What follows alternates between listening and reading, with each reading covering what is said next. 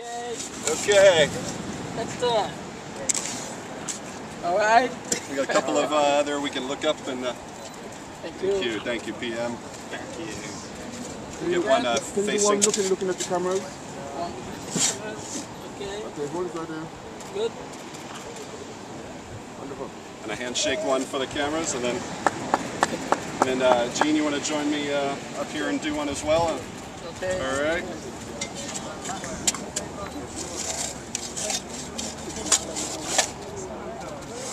So he works for the contractor and he can use a shovel. Have the technology. Yeah. Office guy, you know, but he can use a shovel. Yeah.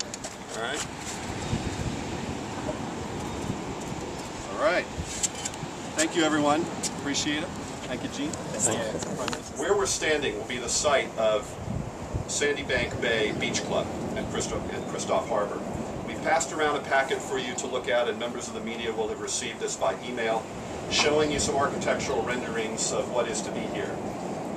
This facility will encompass roughly 9,000 square feet of usable space, most of that being outdoor space, because as we're experiencing now, the greatest thing about this spot is not being locked up in a building, but being connected to the natural beauty here.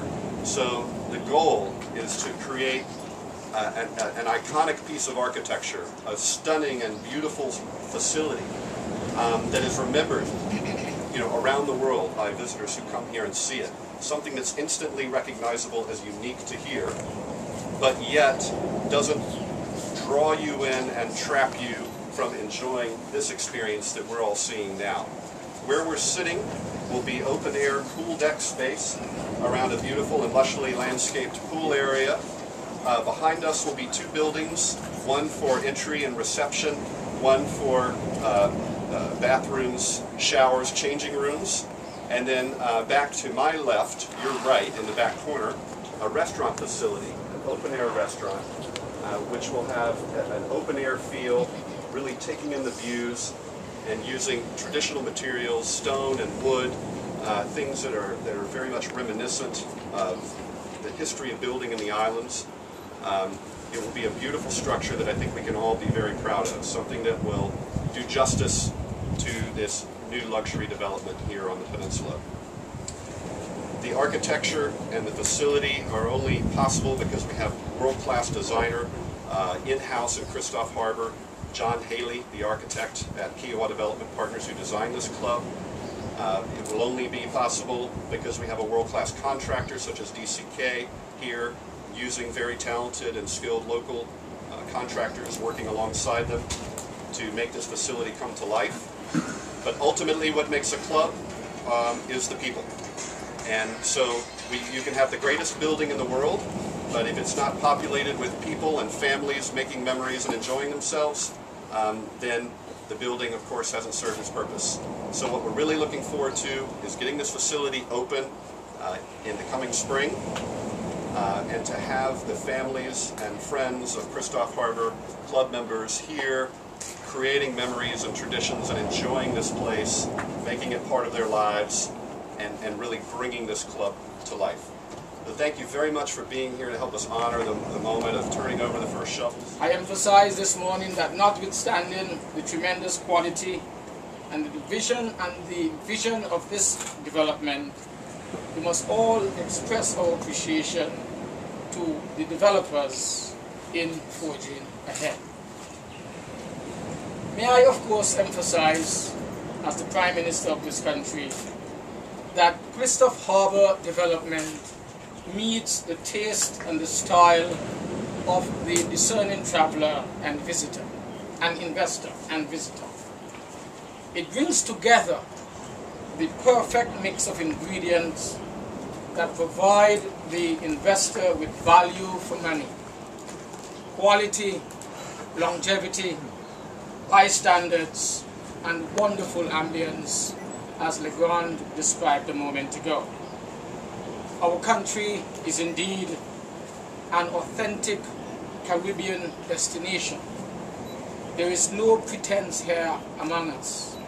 We are as we are, naked and beautiful and invited, and want to participate with our development here and now and in the future.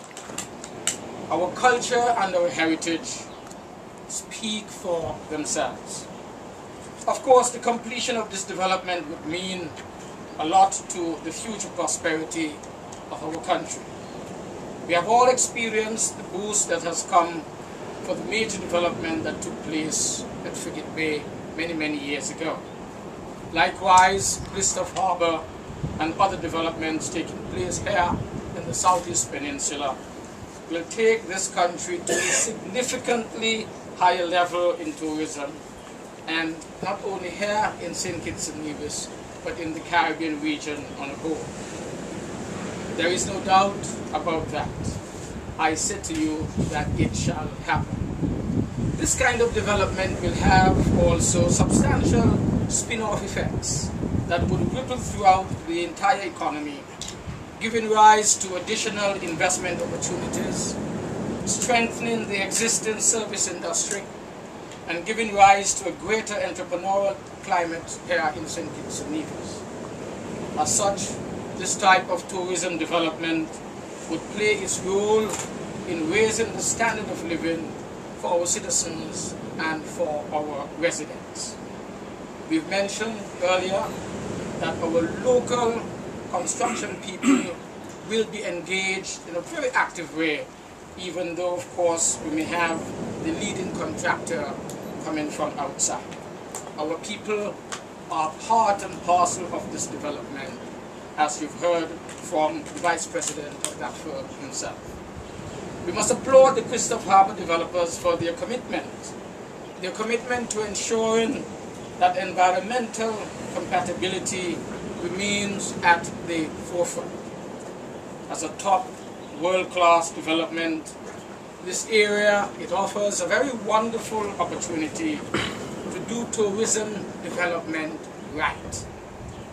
As the program progresses, you will see the creation and you will observe the rebuilding of ecosystems and the conscious decisions implemented to integrate tourism, integrate people, and also integrate them with the environment. This is important because it addresses issues of sustainable tourism, which is something that my government is very keen on achieving, not only in this particular development, but throughout all development here in St. Kitts and Nevis. I know that Mr. Legrand Elabash and his team are working quite diligently, and the construction of this beach club at Sandybank Bay is indicative of their commitment to keep the pace upwards with regard to project completion. Indeed, we share the vision of elevating St. Kitts and Nevis as a well-recognized travel and lifestyle destination. And this phase of the development brings us one step closer to the realization of that particular vision. Obviously, none of this would have been possible without our carer partners. And again, I want to thank Buddy for his commitment. We've chosen this beautiful island to be the base of our Caribbean operations. We've completed work in Cuba, Puerto Rico, in Anguilla, the Bahamas. We've got an office set up right now in Frigate Bay, and this is the place that we have chosen to base our operations out of.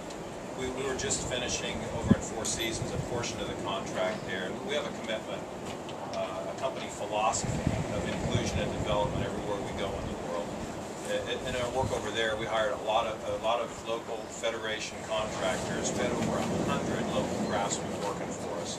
Right here, all the work you've seen done to date has been done by Katitions, working for a Katition contractor. Over 50% of the work that's being done here will be by Katition contractors, and we're aiming for much higher than that. We've already awarded contracts.